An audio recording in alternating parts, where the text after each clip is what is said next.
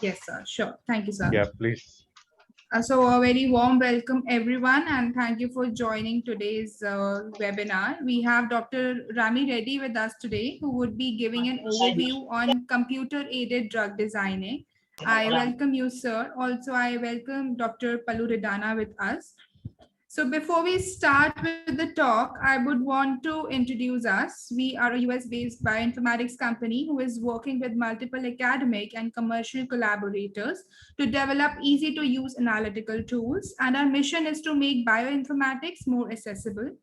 Omics Logic research-based training programs are a result of close collaboration between Pine Biotech and numerous academic institutions that have participated in content evaluation, curriculum review, and project design.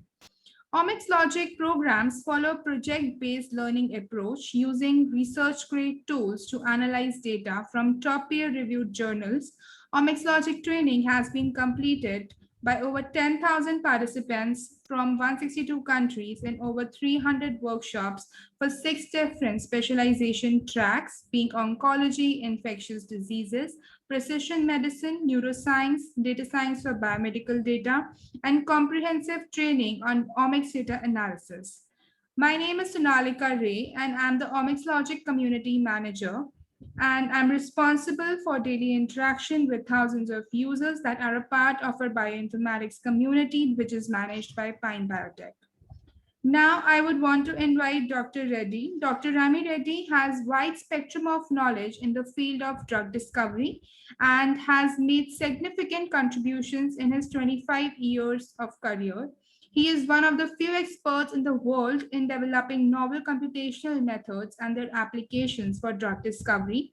He was responsible for successfully developing and commercializing a highly accurate computer-aided drug design technology intended to speed up drug discovery process.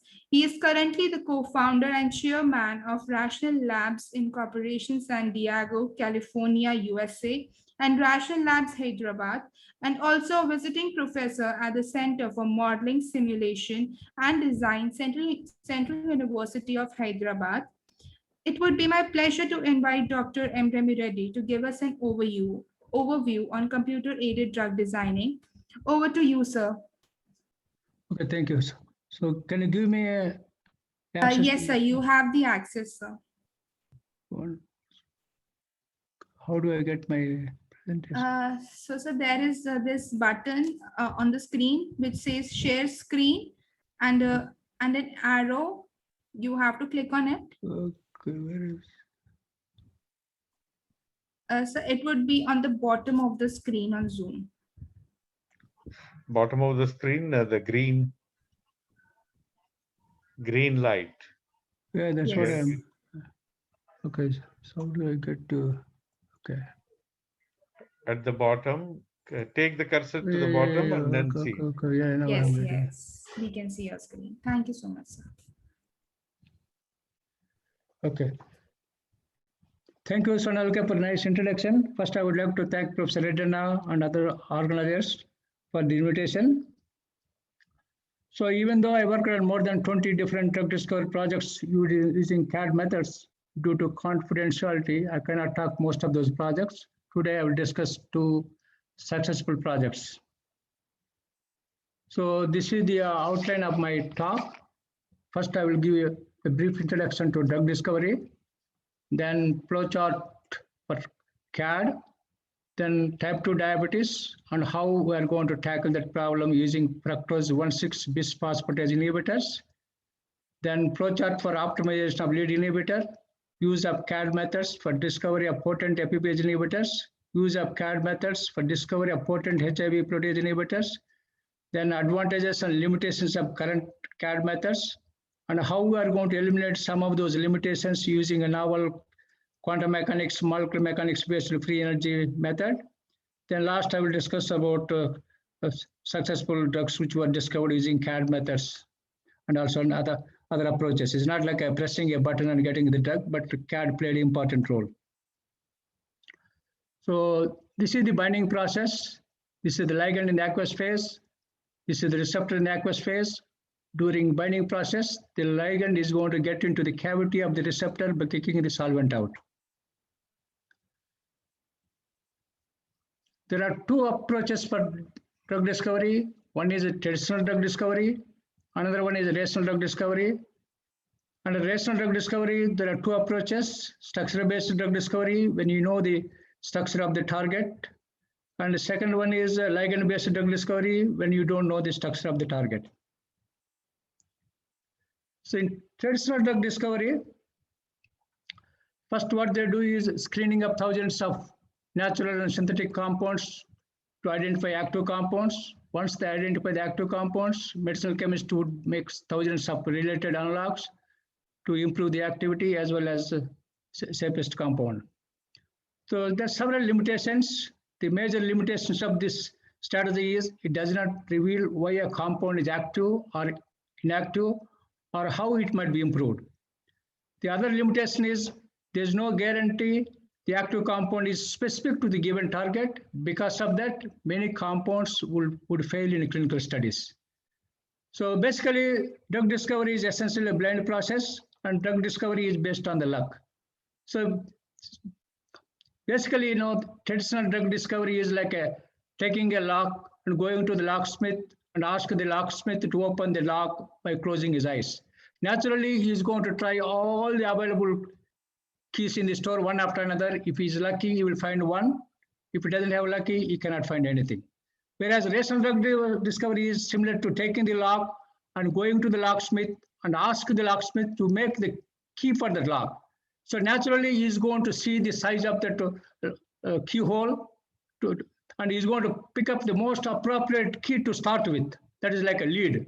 So once you start with that one, within 4 or 5 adjustments, he's going to make a perfect key to open that lock. So similarly, in the traditional drug discovery, most of the cases, you don't know the target, you don't know the binding site, you don't know the properties of the binding site. So basically, it's like a black box. Just you are throwing the darts. If you are lucky, you will hit one. If you don't have luck, you don't get anything. Whereas in rational drug discovery, you know the target, you know the structure of the target, you know the properties of the target. Once you have that information, it would be very easy to come up with a new molecule which will fit into the target binding site. Okay, rational drug discovery, I said, I would be focusing mostly on structure-based drug discovery. So here, as I said, target is known. 3D structure of a target is known in most of the cases, and properties of the binding site are known. That means where we have the hydrogen bond donor or acceptor groups, where you have hydrophobic, hydrophilic areas, and volume of the active site. Once you have this type of information, we can take this lead compound, you can propose even hundreds of thousands of new analogs of a lead compound.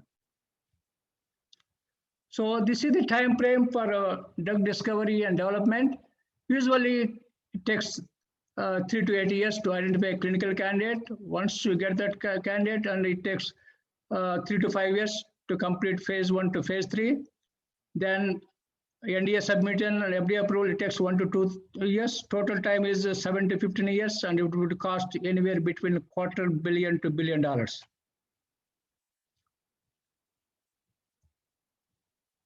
So as you can see here, this white bar is investment in failed compounds. This blue is investment in successful compounds.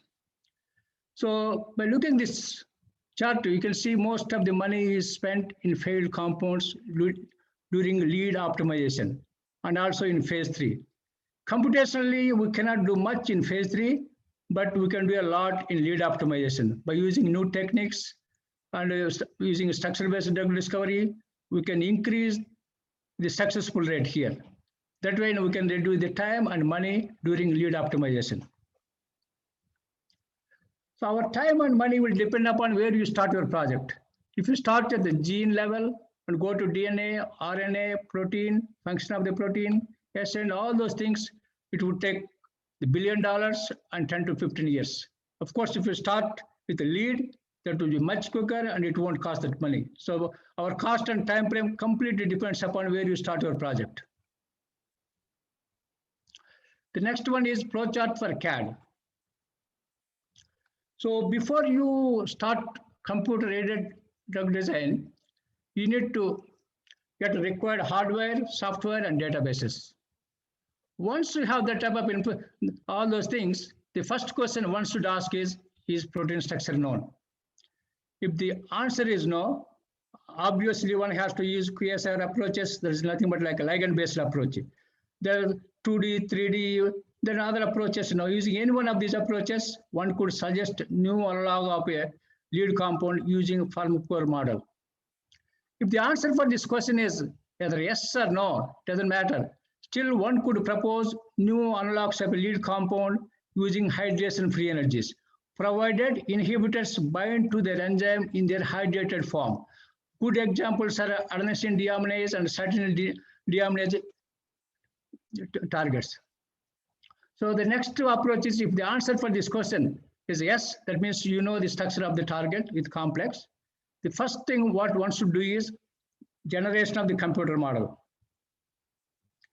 So what I mean by generation of the computer model is, so almost all the packages do have a very good force field parameters for all 20 amino acids and 4 DNA bases and the small organic molecules and also most of the drug molecules. When you go for novel molecules, that's where most of the drug companies are interested. Most of the companies don't have good force field parameters, except some companies like a Schrödinger, where they have an extensive database. So obviously, one has to develop the parameters which are given in this equation. So this is related to the bonds, angles, torsions. This is non-bonded. This is hydrogen. So this is a tedious job. Later I will come back to this one. Right now, one has to develop these parameters. So then, second step is build missing atoms or residues. Whenever you get a crystal structure, you want to make sure so you don't have any holes in the protein. So you don't want any missing residues or loops or atoms. So if you see anything like that, you need to fill those things using homology model followed by Monte Carlo or molecular simulations. That is very important. The other step is assign histidine proteination state. In this case, when the crystallographers solve the structure, they cannot assign the protons. Obviously, user has to look around this all histidines and see where the proton goes. All depends upon how you are going to get optimal interactions. Let us say you have the nitrogen here lone pair. If you see the carbonyl oxygen here, then you want to assign the proton here. If you see NH backbone like this, you don't want another proton here. So our bottom line is, so you got to assign the protons such that they would pick up optimal interactions with protein residues. The other one is, so when the crystallographers solve this X-ray structure, they cannot see the difference between the electron density between NH, nitrogen and oxygen. So obviously both look pretty same. So if they're very careful, they're going to look surroundings and they assign these things nitrogen and oxygen. If they are not careful, they are going to assign these nitrogen and oxygen randomly. But user, before you use these residues for any predictions, you want to make sure you orient these groups such that they would pick up optimal interactions with protein residues. Let us say, for example, you have a carbonyl oxygen sitting here. You don't want another oxygen here. You want to orient this NH to this side. That way, that would pick up good optimal interactions. So some of the commercial packages, they do have some software which they automated these things. Even, for example, even Schrödinger have the software that would automatically assign the protonation states and also orient these things. But my suggestion is, even though they have the program, at the end you are the user, so you want to get accurate results. So you can use that automation, but at the end, I would recommend going at least around in that active site. You don't want any of these things screwed up. So you can look manually and make sure these are all oriented properly, even though you use whatever the programs they have to assign these things. So the next one is characterize the active site. So once you know the active site, you got to characterize that one, where you have the hydrogen bond donor groups, like where you have the hydrogen bond acceptor groups, where is the hydrophobic and hydrophilic areas. So similar to this one. So these are all hydrophilic and these are all hydrophilic area, this is hydrophobic area. And what is the volume of the active site? So how many atoms we can fit in the binding site?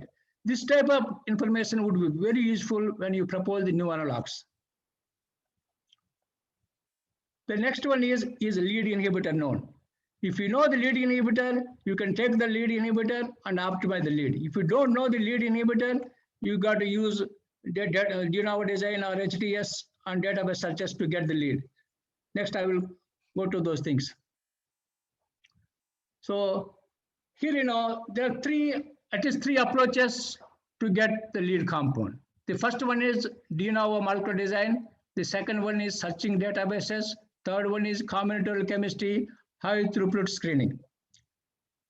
So in de novo molecular design, so target structure you need to have this target structure with known binding site active site. So once you have that information, there are several ways to get the lead. So sequentially adding or joining molecular fragments to a growing structure. The other approach is adding functionality to an appropriately sized molecular scaffold. Then the last one is by evaluating complete molecular structure. In this case, I will give an example. When I was working at Agron, who developed a Monte Carlo simulation program, to validate that program, what we did was we took the one protein, we removed one residue, then we filled that gap with all carbons. Through Monte Carlo simulations, we converted those carbons into non-carbons. Finally, we got whatever the residue we removed. That way, same thing, if you want to get you can fill the binding site with all the carbons, you can convert into non-carbons by using Monte Carlo simulations. That takes a lot of time, and also it requires a lot of your common sense also. It's not like just pressing the button and that is not going to give the final compound. You got to do a lot of other things. So the next approach is searching databases. For this also, you need to know the active site. So once you know the active site, there are a lot of commercial databases available. Like a CST, which has more than 400,000 compounds, and ACD, and 500,000 compounds. Comprehensive medicinal chemistry, these are all known drugs. We have more than 10,000. And DDR, these are all the drugs which are in phase 1 to phase 3. And also proprietary databases, based on the size of your company, you may have 10,000, some big companies, they may have millions. So using any of these packages, and you can dock these molecules and get the hits or leads. So if you get hit, then slowly you can convert that hit into lead, okay? The third approach is when you don't know the structure of the target or even binding site. So under these circumstances, you got to use combinatorial chemistry using high throughput screening. Using this method, you can identify new leads or new hits. So the next one is type 2 diabetes and how we are going to tackle that problem using fructose 1,6 bisphosphatase inhibitors. So type 2 diabetes, so based on the survey, as of 2020, there are more than 430 million people who are suffering with diabetes, and it is expected to grow to 580 million by 2030. So in India, it is about 90 million.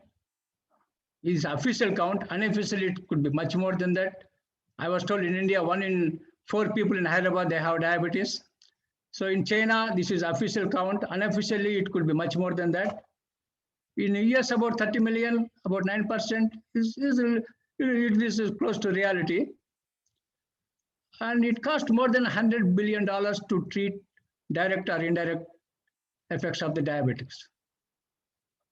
So these are the available drugs, oral drugs for treating diabetes.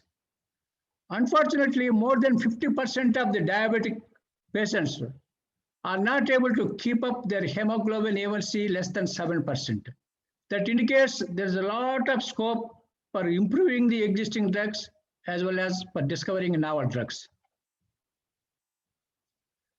So these are the diabetic abnormalities: relative insulin deficiency, the whole body, peripheral insulin resistance, muscle, elevated hepatic glucose in the liver. This is a UK prospective diabetic study. So this is a conventional yellow one. Conventional means taking good diet and doing good exercise. And this one is intensive sulfonylureas. So this is intensive metformin. It doesn't matter whatever you do. So after 5 years or 10 years, eventually you have to go to insulin. And unless you continuously doing the rigorous exercise and follow the strict diet control. So there are the different classes. I'm not covering all the other classes. There are some classes are missing here. So out of these 3 classes, first one is insulin enhancers. So glucose lowering, modest. It doesn't work for 33% of the people. And insulin sensitizers, and also it doesn't work for 30 to 50% people. And this one so far is good. Insulin, this is all completely dependent on the production of the insulin. Same thing here, this is independent. That means as long as your body is producing some insulin, these 2 classes of drugs would work. If your body doesn't produce anything, these class of drugs won't work. Eventually you have to go to insulin. So weight gain, significant, sequence, still we don't know. The tolerance, 70%, they can use for 5 years. So nowadays, if they combine good exercise and diet, they may be able to get away even 10 to 15 years. So this is unknown. Safety, some people, they get hypoglycemia when they take drug and you don't use it properly. And whoever is taking this class of drugs, and they have to undergo liver toxicity once in 3 months. And some drugs like metformin, they have lactic acidosis, but most of the people don't have that problem. So this is the target protein for this diabetes, FUPase. A lead inhibitor is adenosine monophosphate. The indication is diabetes. So this is the structural information. This is a tetramer. Each monomer has 340 residues, total 1360 residues. This is a very large protein. Resolution 2.3, this is the structural information. It was solved by Professor Bill Lipscomb at Harvard. So this is the tetramer. This is one of those monomers. This is where this AMP binds. So this is the electrostatic surface. Wherever you see the green color, this is all hydrophobic area. Wherever you see this red, that's all hydrophilic. As you can see here, wherever you have that phosphate group, these are all hydrophilic. Whatever atoms you want to replace there, they got to be polar and charged. Otherwise, you lose binding affinity. Whereas this side, you can see this N1 and N3, there's no hydrogen bonds. Based on this surface, everything is hydrophobic. So you can replace these groups from non-polar groups and you may be able to get this one. Even this side also is quite a bit hydrophobic. So you can get rid of even the sugar. So even just by looking this structure and its surface area and shown it with electrostatic potential, immediately you will get some ideas where we can make some changes. What are the changes are required and what type of changes we need to make. This will give just some idea when you look at this structure with this electrostatic potential surface. So same thing in 2D. As you can see here, we have this 6-amino has 2 hydrogen bonds, N7 has 1 hydrogen bonds, this PO3 has 6 hydrogen bonds, and this sugar, basically it is not doing that much. So this is the lead compound. This is a micromolar inhibitor for FUPase. When you started this project, we defined 2 goals. One is to convert this phosphate into non-phosphate because phosphates are not going to be stable. That's the number 1 goal. Number 2 goal is to improve the binding affinity from micromolar to subnanomolar. To achieve these 2 goals, we decided to use structure-based drug discovery or rational drug discovery with the structure. Okay. Then flowchart for optimization of a lead inhibitor. As I said earlier, once you know the lead compound and you know the properties of the binding site, where you have hydrogen bond donors, acceptors, and where you have the hydrophobic, hydrophilic areas, using that information and lead compound, you can propose even hundreds or thousands of the new analogs of a lead compound. just for the sake of argument. So I have the lead compound, that AMP. So I'm using that compound and using the properties of that binding site. Let us say I propose about 100 new analogs. I don't want to go and synthesize all those 100 analogs. I want to get it up more than 90% of those analogs on the computer. Otherwise, it doesn't make any sense using all the computational methods and synthesizing all those compounds. So the way I eliminate 90% of those compounds on the computer is, first thing is I'm going to do graphical analysis. Just I'm going to look graphically. If that doesn't fit in the binding site, I'm going to throw those molecules. Then I do conformation analysis. Then if it is going to bump with protein residues, I'm going to throw those molecules. Then I'm going to calculate the desolvation energy, because the desolvation energy plays a very important role in the binding process. So let us say if it costs a lot of desolvation, if those polar groups are not going to pick up good hydrogen bonds in the complex, so you don't want those molecules. When you have the two polar groups, which are you are paying about 3 to 5 kcal to dissolve it. If they are not going to gain more than that in the complex, it is not worth. So we get rid of those molecules. Then using the DOC. DOC is not really meant for predicting the binding affinities. So we can, using that one, we can throw a lot of junk out. Okay, using the simple tricks, we can get rid of 50% of those things. Out of 100, then we'll end up with 50 molecules.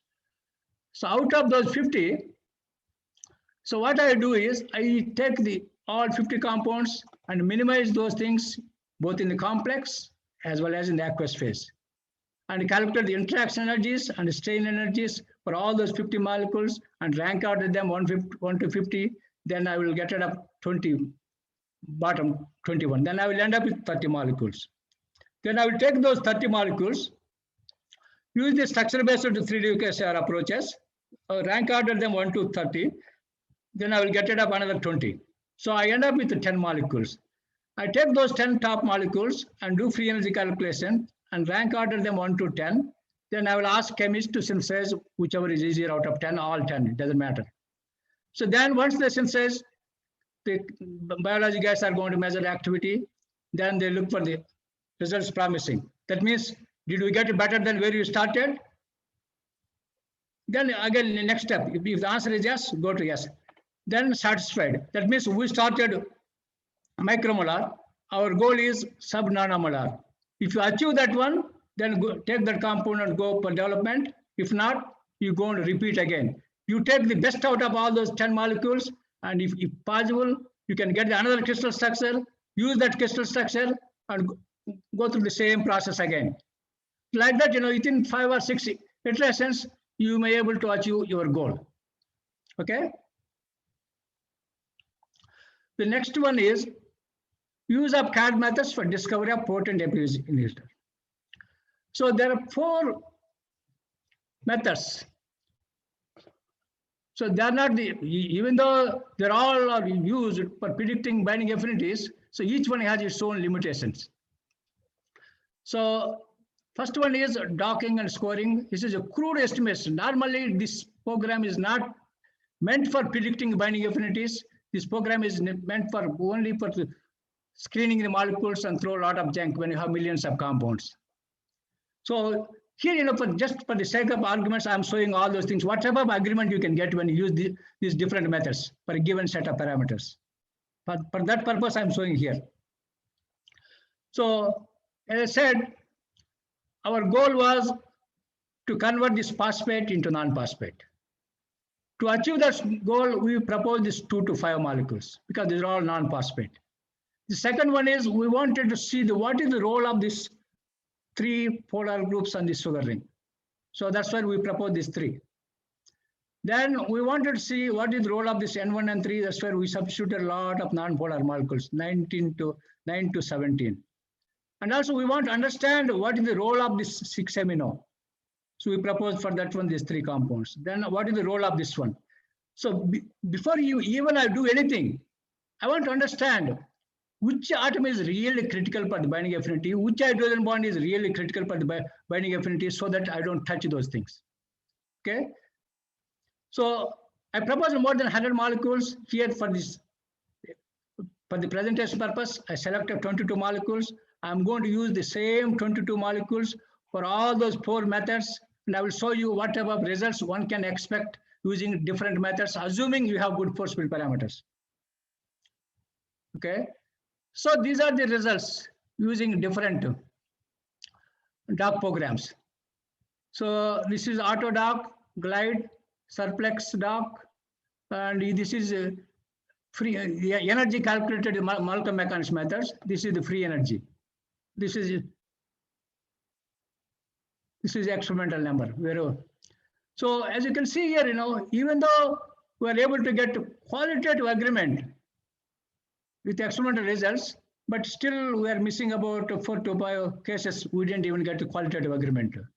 Overall, out of all these programs, not just like the scores, if you consider the other parameters, the Glide showed much better than other 2 dock programs when compared to these ones. One of the problems with these dock programs, even though we get the qualitative agreement, when it comes to the quantitative, they're off by quite a bit. So that's why, as long as you are looking, qualitative means sometimes when even -10, -100, even -1000, all are qualitative. But sometimes we got to give some value to the quantity also. Even though we are in the same side of the sign, but it doesn't mean much. But overall, out of all these packages, I think that is published in this paper. It was done by Kumar, and I think all the details are discussed in this paper. Our conclusion was the Glide was the best out of all these 3 packages.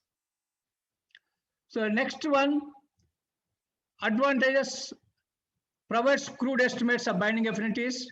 These calculations are very fast. Limitations, binding affinities are estimated using crude estimates of energies. Entropy contribution is not included. Results depend based on the docking program. So, and also most important thing is your results depend on what type of molecular mechanics force fields you are using, what type of charges you are using, what type of parameters you are using. This is key. Okay, the next one is molecular mechanics calculations. So here, so this equation shows this is the Gibbs free energy is directly related. This is enthalpy and entropy, and this is directly related to the experimental binding constants. So this enthalpy is decomposed into energy and volume term. Again, this see in this Malcolm mechanics and dock programs, just they take in Malcolm mechanics they take this, they ignore this entropy and they ignore this volume term. Just they take this energy and they call it as a free energy. So one of the major problems in Malcolm mechanics using energies is when you minimize your inhibitor in the solvent as well as in the complex. In the solvent, it is not that bad, but in the complex, when you minimize, if you stop your minimization at 1000 steps, you get one number.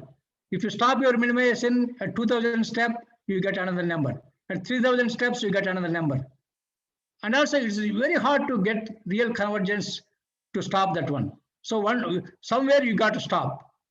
So unfortunate thing is when you take the total energies of the system, so between 1000 steps and 2000 steps, you are going to see hundreds of kcal difference. When you see such a big change, they won't make any sense. In order to avoid that problem, what I did was, so I don't want to take the total energy of system. So here I'm calling it delta E2 and delta E1. In a minute, I'm going to show you what I mean by delta E2 and delta E1. So the delta E2 is delta E inter and delta E2 intra. So the way I calculate delta E2 inter is I minimize inhibitor 2 in complex and calculate the interaction energies of that inhibitor with the surrounding residues. I don't want to take the total energy. Same thing, I minimize that inhibitor 2 in the solvent and take all the interaction energies. The difference between these two will give the inter. here, this one is I take the strain energy, intramolecular energy of the inhibitor 2 after minimization. Same thing, intramolecular energy of the inhibitor 2 in solvent. The differences between these two will give the delta E2. So when you combine these two, that will give the delta E2. So this will eliminate big changes in the energies. Because now if you take the total energy of the system in complex minimization, it's going to be thousands of kcal.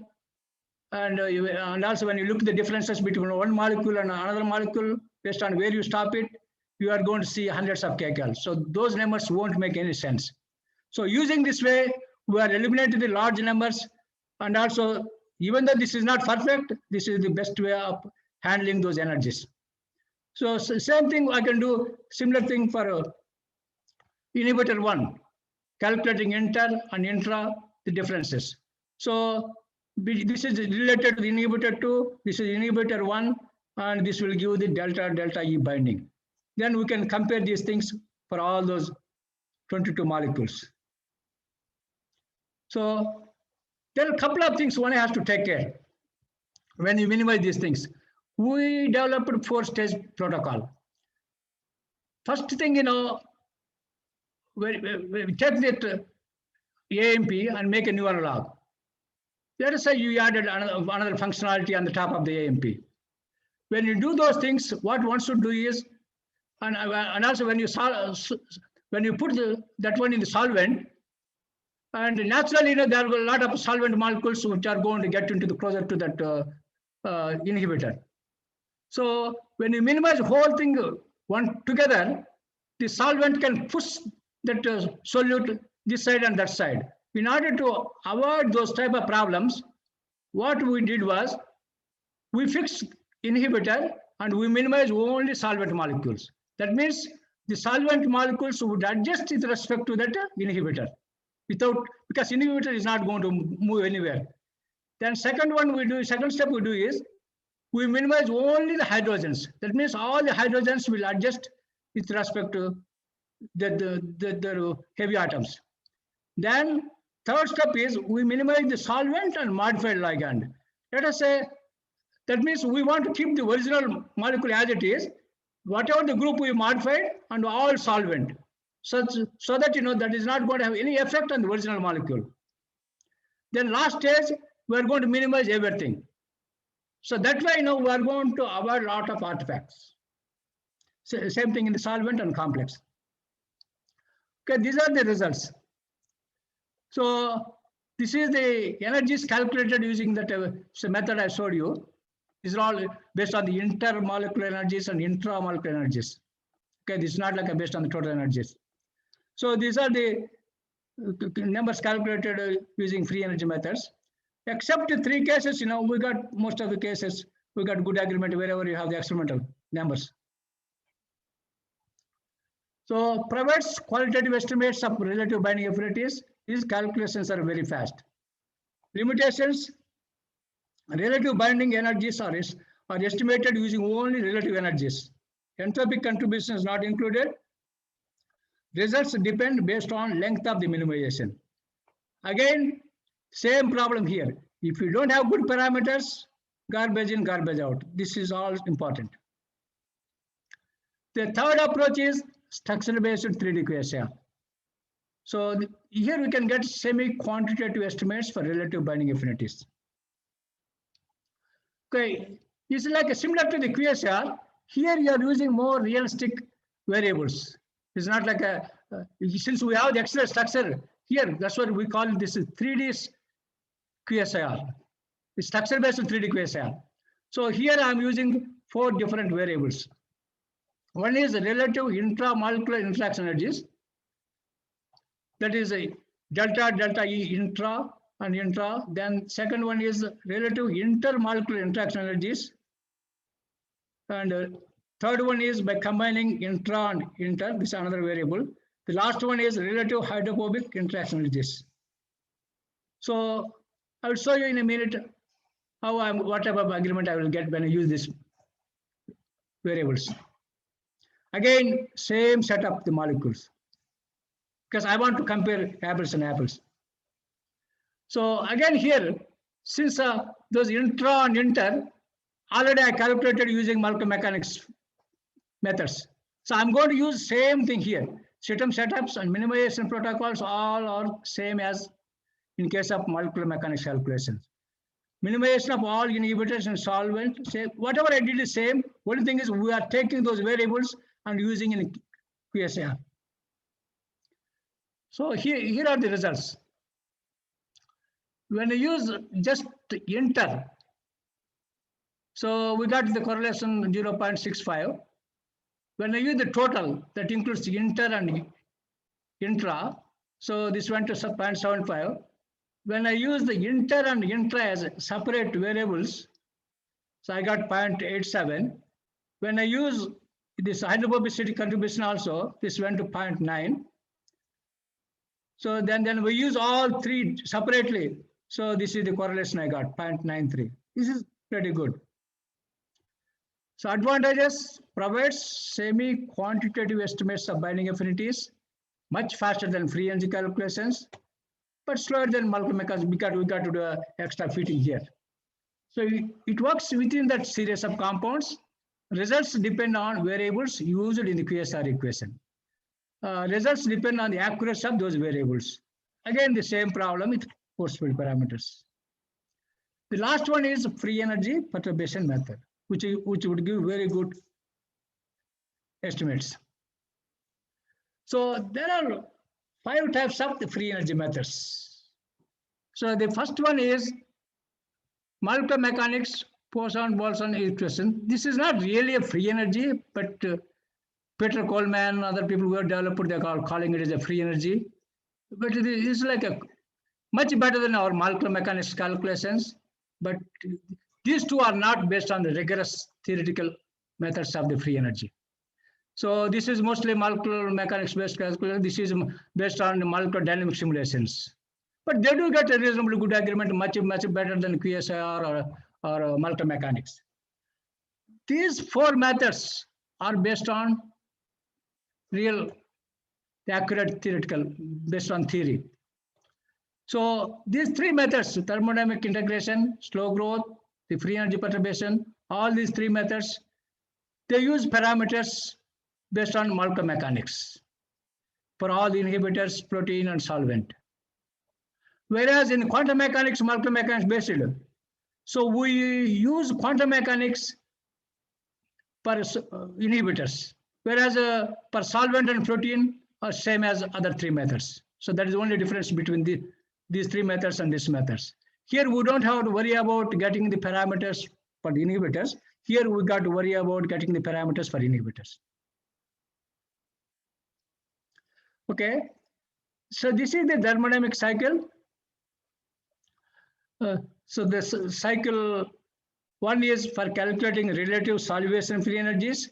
This is for calculating relative binding free energies. So the delta G bind equal to get this one has the delta G2, that means you get the free energy from here and free energy from here. So just like as a delta G in the complex, delta G in aqueous phase, that will give the delta relative binding free energy between those 2 inhibitors. So if you want to get this relative solivation free energy, you got to do one calculation in the aqueous phase, one calculation in the gas phase. The difference between these 2 will give the relative solivation free energy between those 2 inhibitors. So one good thing about this free energies is you can decompose that free energy into enthalpy and entropy. Based on this enthalpy and entropy, one can decide whether the binding change is dominated by enthalpy or entropy. Based on that, we can change the direction. Let us say if it is completely dominated by entropy, you can make that compound more rigid, then you can reduce the entropy contribution. Let us say if this is dominated by completely enthalpy, by putting some polar groups or removing some polar groups, we can change the direction. So based on what is your final goal, okay? So there are several issues when you are doing free energy calculations. First one is parameters for solubility marks. How we are going to develop parameters? Are you going to use the standard parameters, whatever they have, these commercial packages? So you got to decide what type of accuracy you are expecting. Same thing here.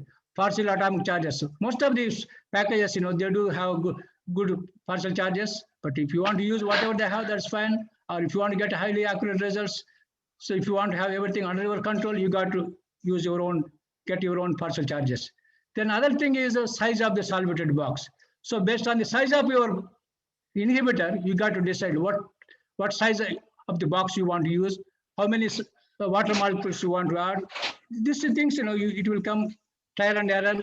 Is not going to come just by doing one calculation. You got to see what type of accuracy you are getting, what size of you got to finalize this one by using this type of box. I am getting this much accuracy. If I increase this one, the accuracy is improving. If I reduce that one, whether you are going to your accuracy is going to go down or not. Those things will come, by doing different calculations, by using different sizes of the box. Then cutoff distance for interactions, whether you want to use all atoms. There's so many things, when you are doing, then only you are going to know these things. Then you got to do this time step. If you use sec, then you can use a larger time stack of 2 pentaseconds. If you don't use sec, then you got to use a very small time stack that will take a lot of computer time. And also, what is the length of the minimum simulation?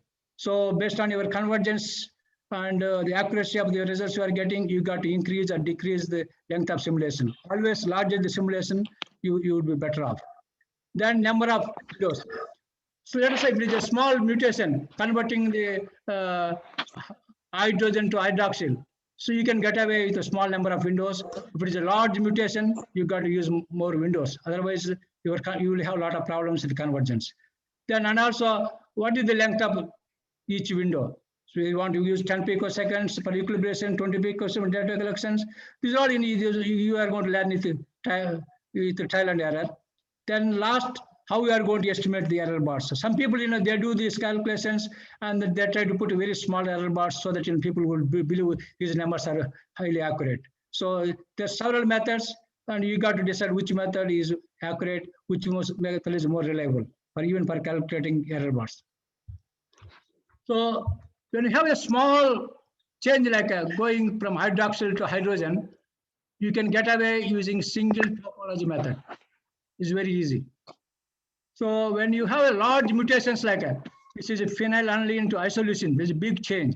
You cannot do using a single topology methods. Here you got to use double topology method.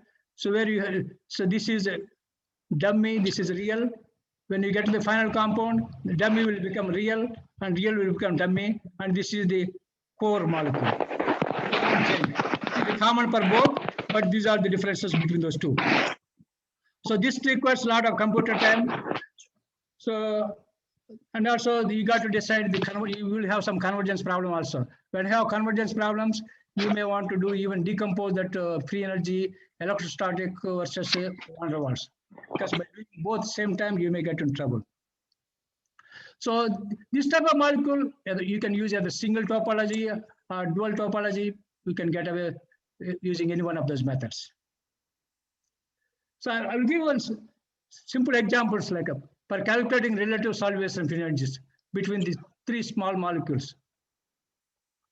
So going to methanol to ethane, when we used only 76.5 picoseconds, we got to 36.8 kilojoules, and this is experimental number. Even error bars are very big. When I doubled that simulation, 153, so that came down quite a bit closer to experiment. Then again, by increasing like this, all the way, so we have got pretty close to the experiment. So that's why when you use these free energy methods, first, you got to take the one known compound in that series and use different lengths of simulation and compare with experimental data and see what is the minimum molecular dynamic simulation is required to get the reasonable experimental number. Then once you establish that protocol, you can use the same thing for all the analogs within that project. Of course, if you go to different project, different inhibitors, you may have to do it again. Same thing here. This is even a smaller change. So we are able to get 2.5 nanoseconds. We are getting pretty good agreement, closer to experiment. So this is a big change. So P2 isoleucine. So even when you go to the 2.5 nanoseconds, still I have the big error bars because of the change is very big. So using the free energy, again, I'm taking all those 20 molecules, 22 molecules here. So as I said earlier, so before I go for the predictions, I'm going to validate this method for known case. Here, this is inhibitor 1, this is inhibitor 2. So this is a big change. If this is broken ring, we have a ring. So we thought if we can predict this one correctly, we can use the same protocol for predicting for unknowns. Okay. So anyway, I don't want to spend too much time on the experimental details. So first, before I use that structure for free energies, I want to make sure that protein structure is reasonably good. First, we minimize it and compare the experimental structure. All atoms, as expected, we have a little bit larger RMS deviation per backbone, better. We can consider the child chains, we have much larger than all atoms. Same thing, pharmacodynamics average structure was X-ray. So all these things are pretty good within the experimental variants of the X-ray structure. So that shows the structure is reasonably good to use for predicting the binding affinities of the inhibitors.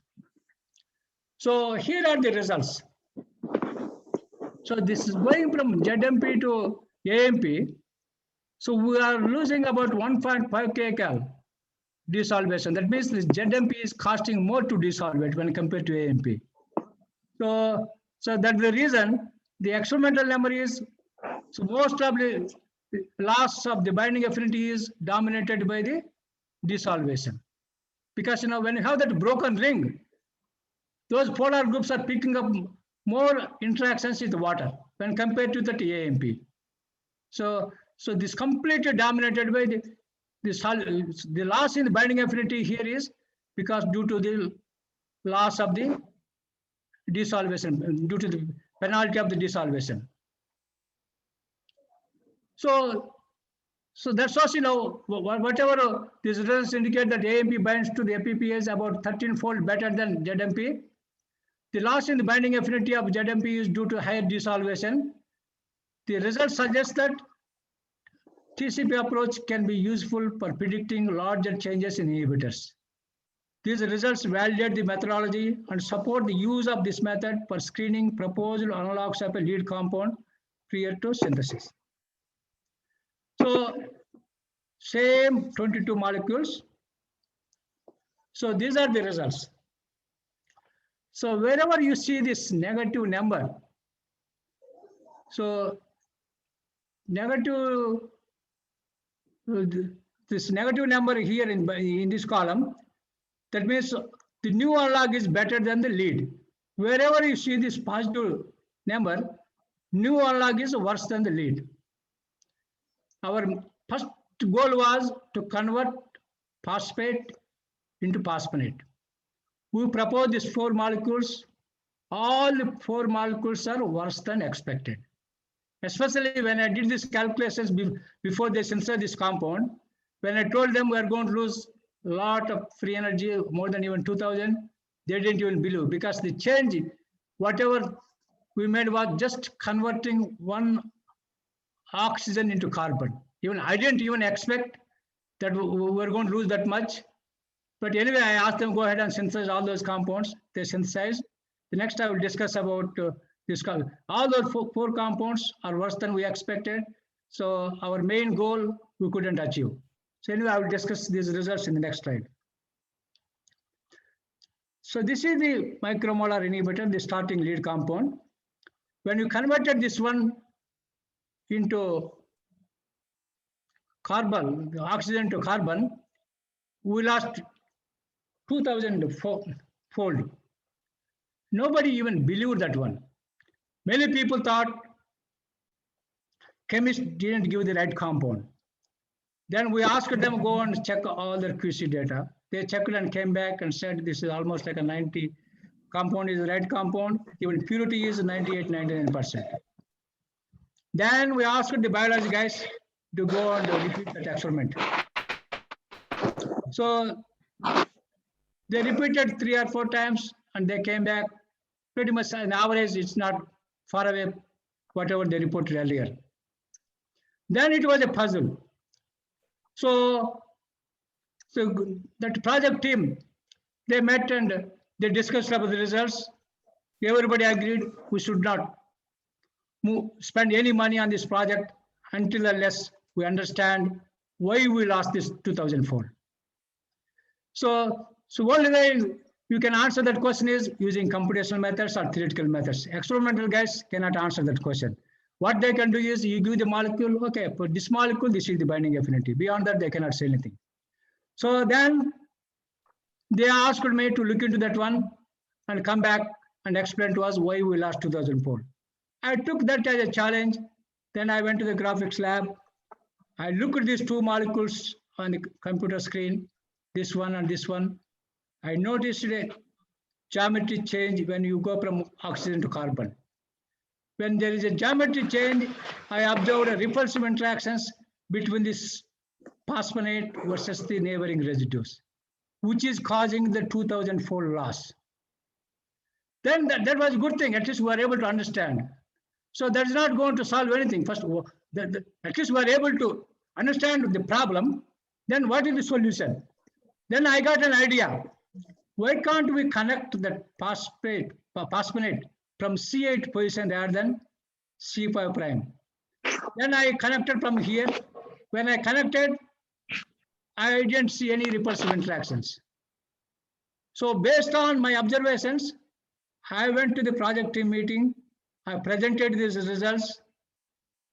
Everybody liked my idea. Then they requested me, can you come up something? What is the optimal spacer between C8 and phosphate? Is it 2 atom or 3 atom or 4 atom? Or what is the combination of those atoms? All carbons or nitrogen carbon or carbon oxygen? So that type of thing they asked me. Based on their request, so I went back to my lab and did simple calculus. It's not like extensive things. By putting different spaces, 2 atom, and the spacer is, the distance is, but this one is about 4.8. 3 atoms, nitrogen, 2 carbons, 5.3. And 4 atoms, it's a little bit longer. Then 3 atom combination, putting the NH in the middle. And again, 2 carbons and 3 carbons and oxygen in the middle. And it's like a ring type. So based on these calculations, I came up. So when you have the phenyl with 2 carbons in the middle oxygen ring, so this is the lowest energy.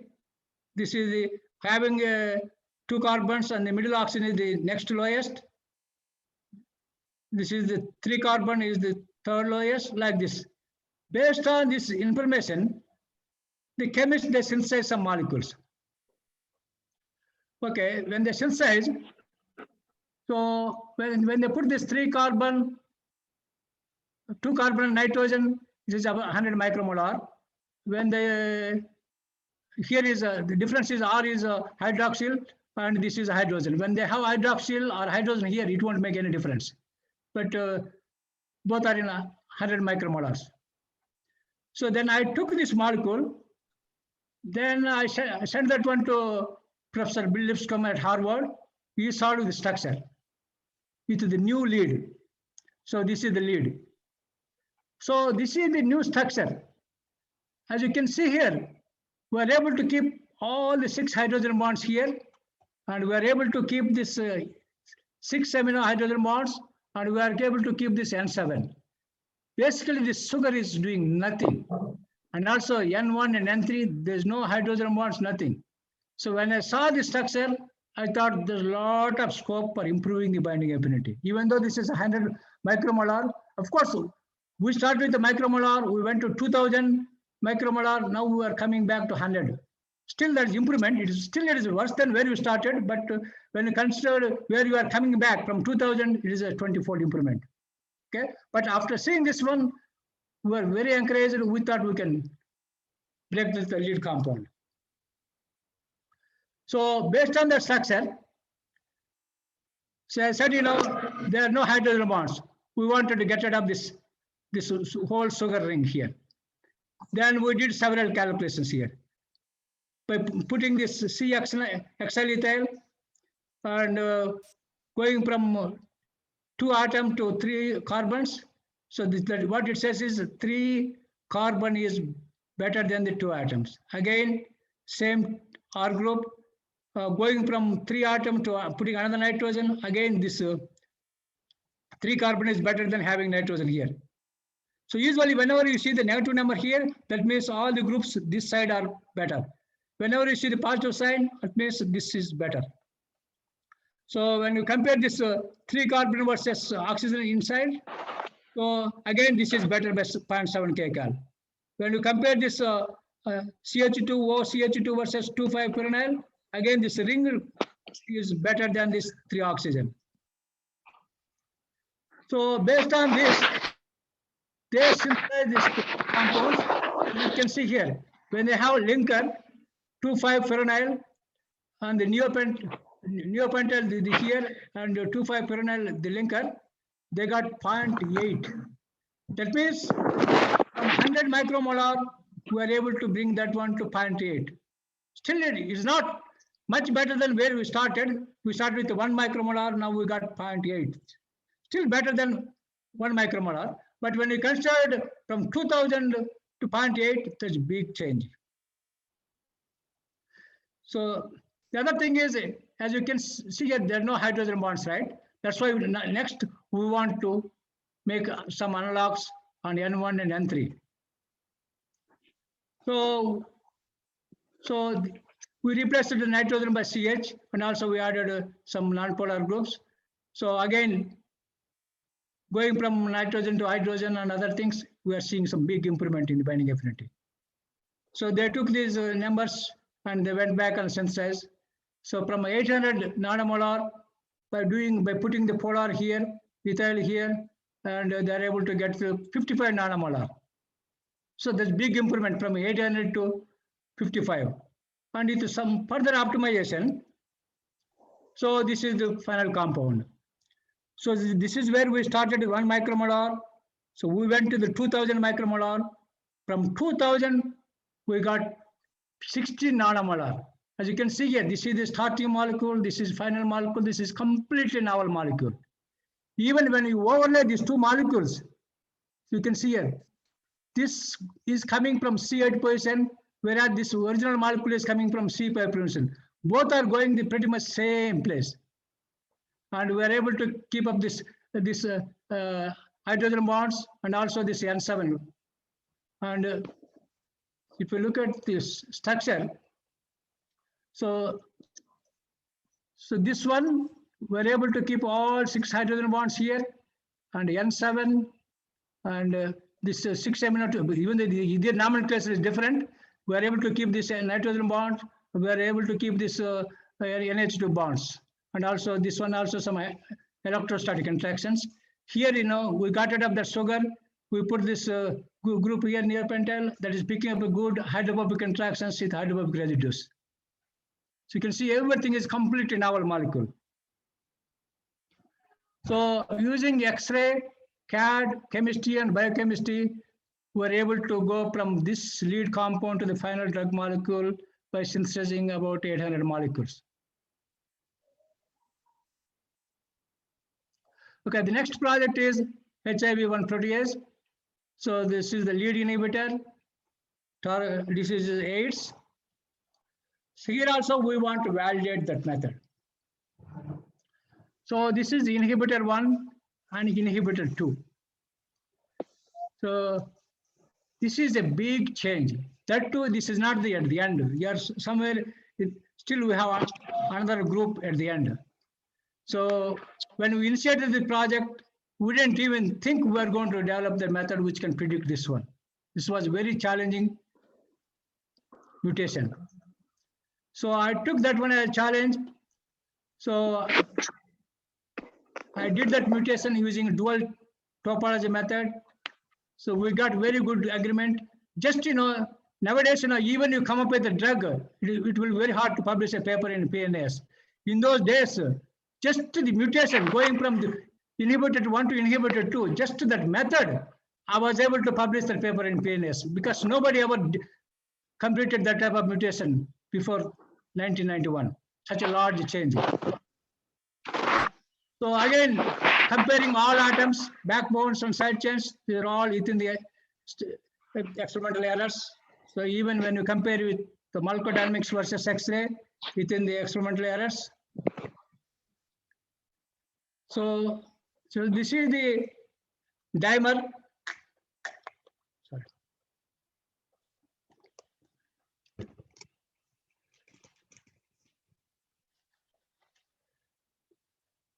So when you consider these numbers, this is the dissolution. Even though the S1 is costing us 7.73 kcal extra dissolution, still this inhibitor 1 is better than inhibitor 2. Because this valine is picking up very good interactions with the protein.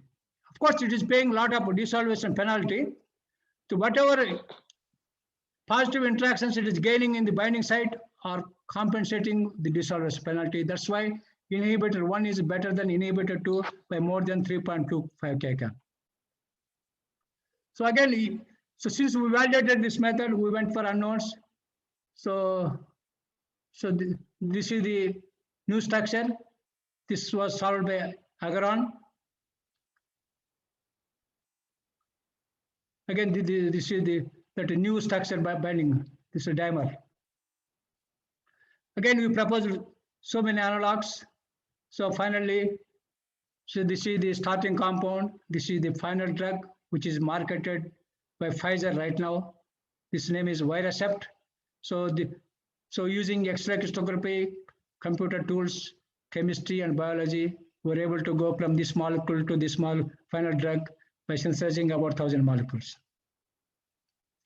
In all cases where experimental data is available, predictions based on FEP calculations are correct. FEP methods combined with X-ray crystallography, medicinal chemistry, and biology contributed in the discovery of clinical compounds, phase 2 and phase 3, and preclinical compounds for type 2 diabetes and one marketed drug for AIDS. The calculated results are good examples of successful application of CAD paradigm in drug discovery. So the next is advantages and limitations of current CAD methods. So as I said, the docking and scoring program, which will give crude estimates, molecular mechanics will give the qualitative estimates, and regression methods or QCR methods will give semi-quantitative estimates, and free energy calculations would provide you quantitative estimates. So unfortunate thing is all these methods required molecular mechanics force field parameters, both for inhibitor and protein as well as for solvent. And your results depend on how accurately molecular mechanics force field parameters are developed. So these are all 4 different methods. So your results will, assuming you have excellent force field parameters, so your results will depend on the accuracy of the method. So next I will discuss how we are going to solve some of these problems. So using this novel quantum mechanics, molecular mechanics based FEP method for drug discovery.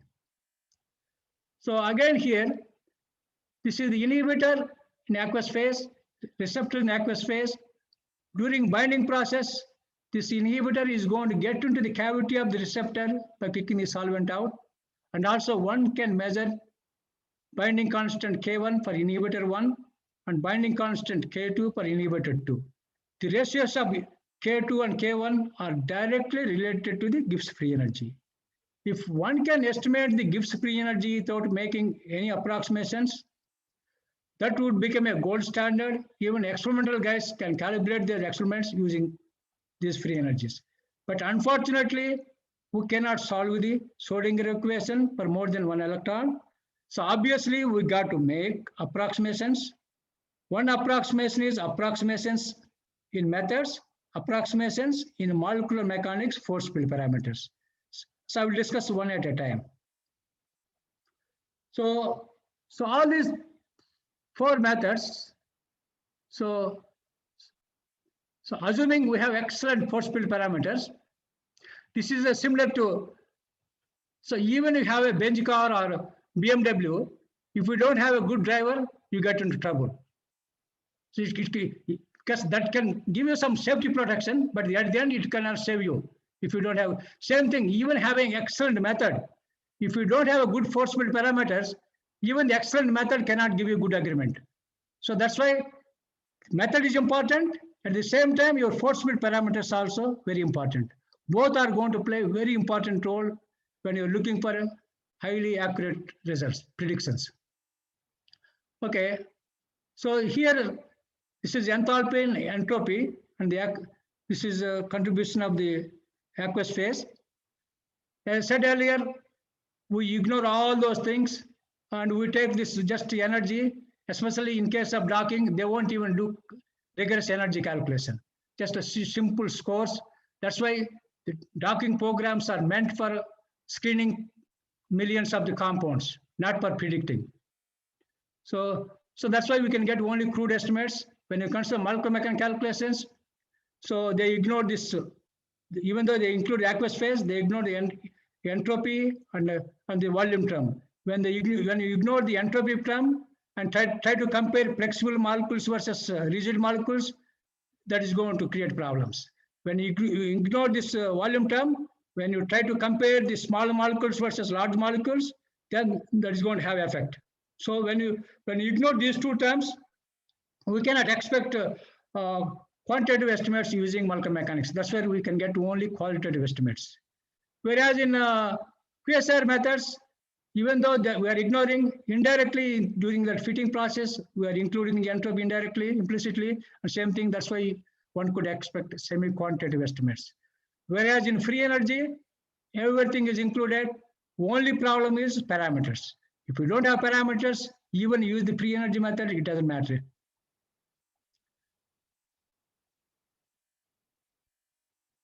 So this is the accuracy versus CPU. When you use the docking, the accuracy is very low, but it is very fast. Molecular mechanics, accuracy is better than docking. And computer-wise, it takes a little bit. Same thing with the QSAR, takes a little extra computer time, but your accuracy is better than the other two methods.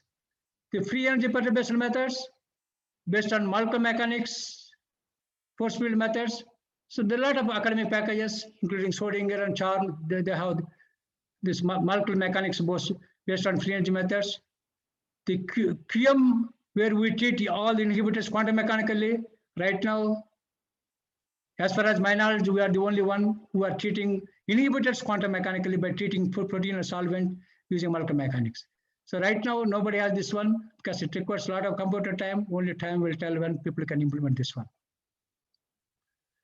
So the issue here is, we have all these packages, all are required molecular mechanics force field for solvent, for protein, and inhibitors. For inhibitors, so normally they have to use this type of equation and get the parameters using quantum mechanics. In order to get these things, the user has to have knowledge of quantum mechanics. Even having a knowledge is not enough. When you plug in all these numbers, even you make a small mistake like a minus to plus, that is going to screw up your results. Of course, it takes a lot of time and also good knowledge in quantum mechanics to get this parameter. Having those things, again, it is a tedious problem and easy to make mistakes. So so long back, we developed parameters for all these atoms, and we got very good agreement. Actually, we had to spend about 6 months of our time to get the parameters correctly for this molecule. I was able to publish this one.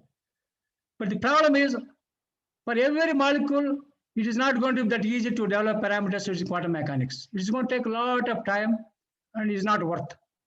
To avoid that problem, what we proposed was, we wanted to treat solvent molecular mechanics. They have very good force field parameters for molecular mechanics, and they have very good force field parameters for protein residues. And only for inhibitors, we wanted to treat all the inhibitors quantum mechanically so that we can eliminate developing force field parameters quantum mechanics. Okay, there are 3 different methods in this package. So first approach is a little bit faster. The way we are doing is we are getting the partial atomic charges using AM1 method, and we are getting the gradients during molecular dynamics using AM1 method, and we are treating solvent and protein using molecular mechanics force fields. Second approach is we get partial atomic charges using ab initio methods, and we use the AM1 for getting gradients, and molecular mechanics for treating solvent and protein. The last method is which we take extra computer time. We get all the partial atomic charges of the inhibitors using ab initio quantum mechanics method, and also we can do gradient also using ab initio quantum mechanics, and treat solvent and protein using molecular mechanics methods. This would take a lot of time. So we validated these methods for simple solvation frequency calculations. That was published 2004.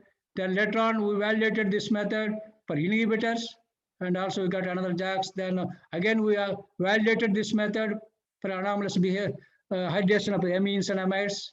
This also, we got really 3 nice good papers just for the validation. There was no prediction, nothing, just validation. So these are the results. So when you consider here simple case methanol to ethane, so this is using a traditional conventional free energy methods where you treat everything molecular mechanics based method. Results are in kilojoules. That's why the numbers are big. Okay, if we use the quantum mechanics, it is a 29.7. This was 31. Every single case you can see here, we are getting really good agreement. Here, in those olden days, they spent a lot of time for developing the parameters for molecular mechanics. Here, I could set up this calculation by spending 15 minutes of my time.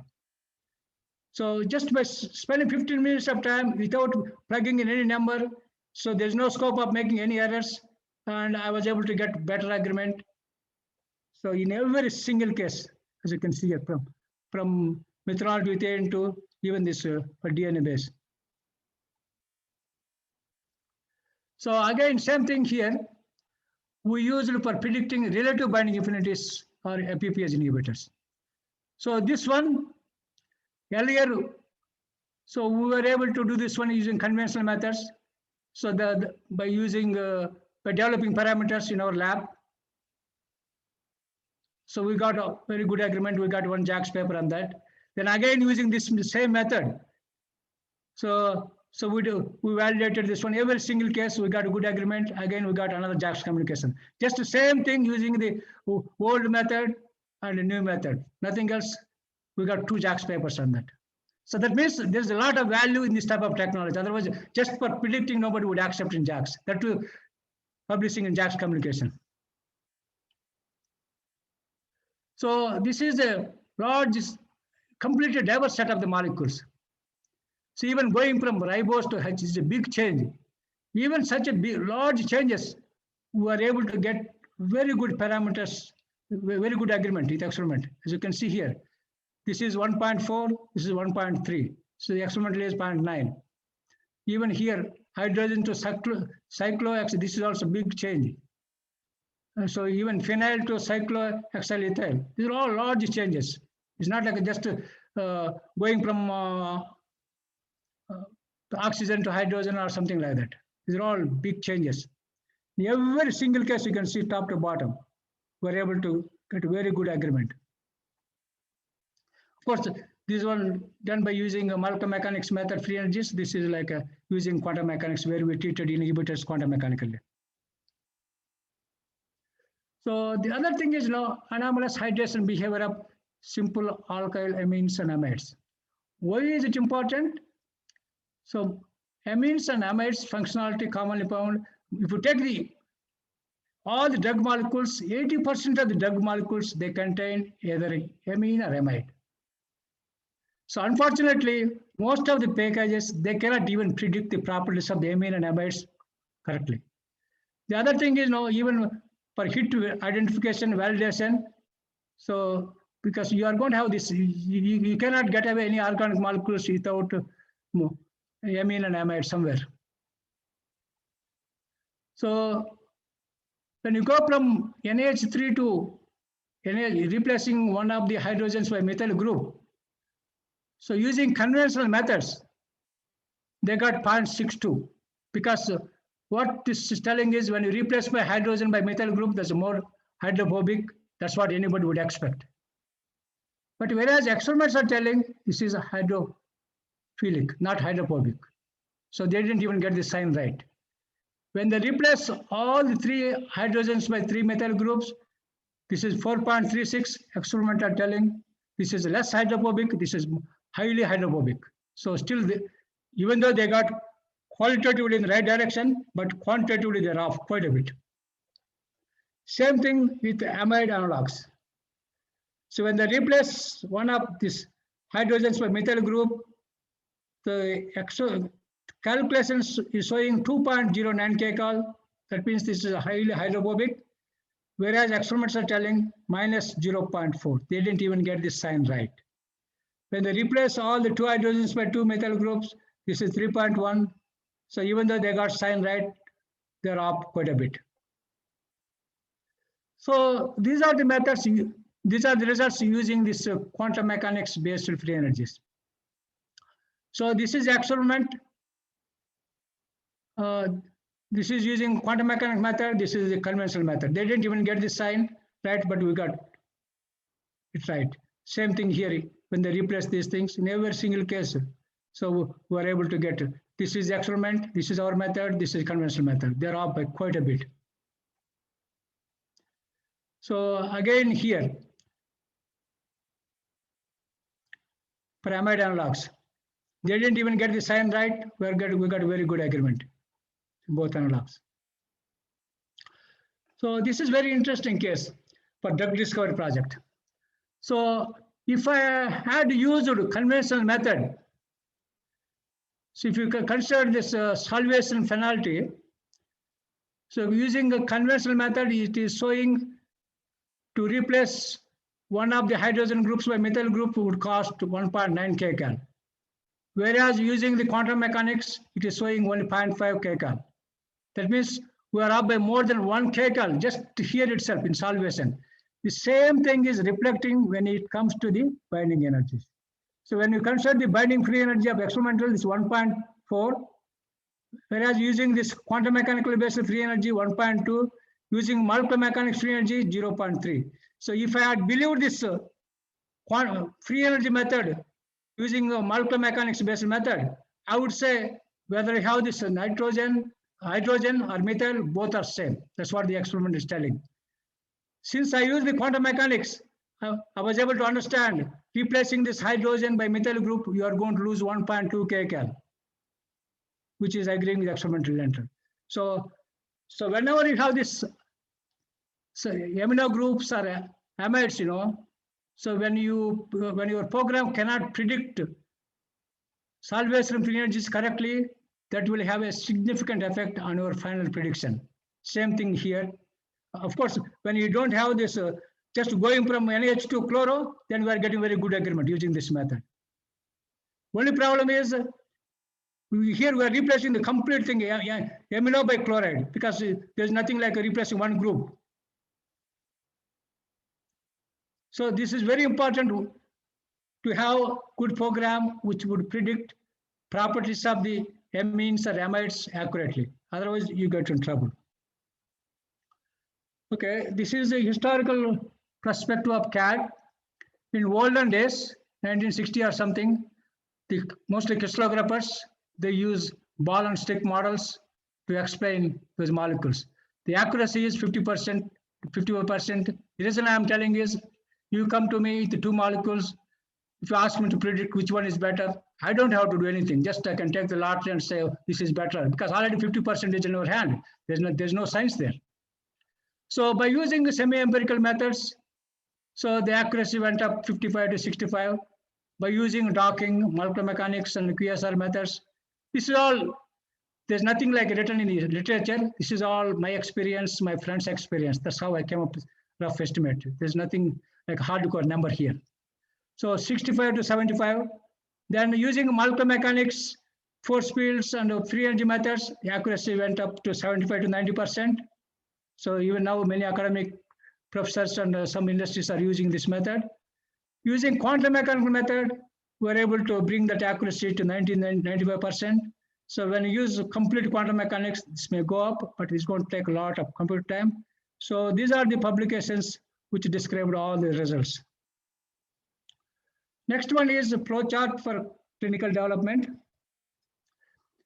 Using all those computer techniques and medicinal chemistry and biology, all those things, once you identify a clinical candidate, first thing is do preclinical studies in animals. If the results are promising, go for phase 1 clinical trials. Mostly phase 1 is a small 50 to 100 people looking safety as well as safe dose range. If results are promising, go to phase 2, where you can do 200 to 400 people looking both safety and efficacy. And if results are promising, go to phase 3. That's where you do 1,000 to 2,000 patients and looking both the safety, efficacy, as well as comparing with existing drugs. If results are promising, then you collect all the data and submit to FDA, and the advisory panel will review, and they will decide whether the drug is approved or not. Even after FDA approval, you got to do phase 4 studies looking for long-term side effects as well as for new indications. So these are the drugs, so which were discovered in help of by using the CAD help. It doesn't mean we pressed the button, they got the drug. CAD played an important role. So I'm missing, I don't think I included all the latest drugs. This is a little bit outdated slide. As you can see here, this is the drug name, this is the structure of these compounds, this is the disease name, this is the protein target, where this drug was designed. Then this is the company name who is marketing these drugs. As I said, this is the Viracept we discovered at Agron. Later on, we sold that company to Pfizer. That's why that Pfizer is marketing the drug as part of the cocktail treatment. So same thing, different drug names, different structures, different indications, all those things. If anybody is interested, I'm more than happy to provide these slides. So again, these are all the things here. So again, recent survey indicated that there are more than 400 drug candidates discovered with the help of CAD methods, which are undergoing at various stages of clinical development studies for indications such as cancer, diabetes, viral diseases, cardiovascular, and anti-inflammatory. Only time will tell how many of these drugs will get into market. So these are the people with whom I worked and who helped me. So Mark Irian and UC Singh, I worked with them for almost 20 years. These are my collaborators from University of Hyderabad. So Rathur, Kumar, and Professor Redana, we had a lot of joint publications. So the doctoring work was done by Kumar and Rathur. So, and also we worked with Aparai and Konapi. And these are the people from Rational Labs. And these are the people who work at Metabasis. These are the people who solved those structures at Harvard University. With this, once again, I would like to thank organizers. And if you have any questions, I'm more than happy to answer.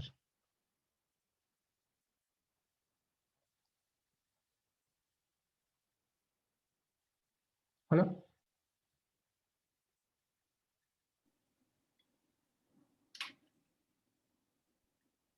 Thank you, Dr. Rami Reddy, for this wonderful session. And I would also request the participants, if they have any questions, please, this is the time to ask your questions, get your doubts clear. So please go ahead and unmute yourself and ask the question that you have. Good afternoon, Dr. Rami. Yes. Thank you very much for the lecture. My question would be, for someone who is new to computer-aided drug discovery, what would you recommend as a starting point? I'm asking this because for most of your lecture, I was lost. While I could understand some of the terms you were talking about, for most of the other terms you were mentioning, I didn't understand. So I would like to request you to tell us what can actually be the starting point for someone who is new into this field. Okay, so if you want to be successful in this structure-based drug discovery, I would recommend you should get the structure of that complex to start with. Your predictions are going to be more accurate and your success rate will be very high. If you don't have that structure of the complex with the lead inhibitor, so whatever circus we do, we may be able to help a little bit, but at the end, the computers and the chemists and biology guys, they're going to play a more important role than computational chemists.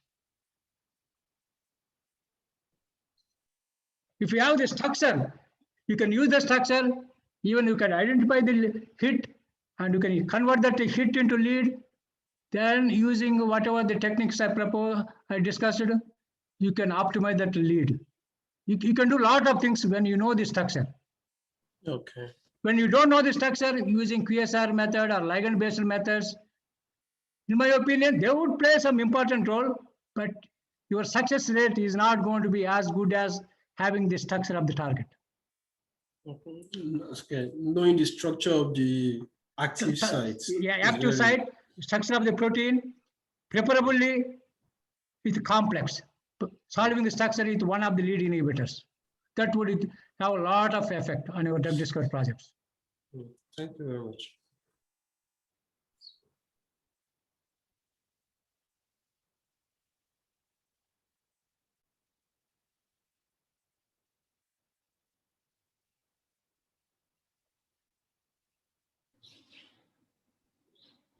All right, if anyone else have anything to ask.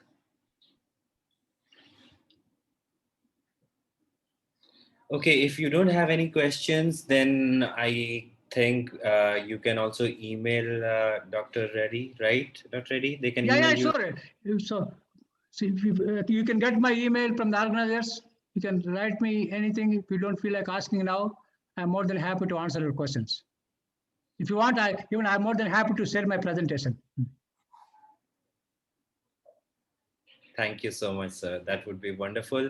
And thank you for the presentation and all the topics that you covered. We got a really great overview of how we are going to progress now into the upcoming sessions. So we already have the session scheduled and everything shared. So if anyone here have any questions and confusions about registration and how do you go ahead, please let me know. I'll be able to show you that. If not, then we will be meeting again tomorrow for the next session. And till then, I think please go through the video. We will be sharing this video recording with you. And also the video recording of the previous session has been shared. So we'll be looking forward for your participation in the next session. Thank you. Okay, thank you. Yeah. Thank you.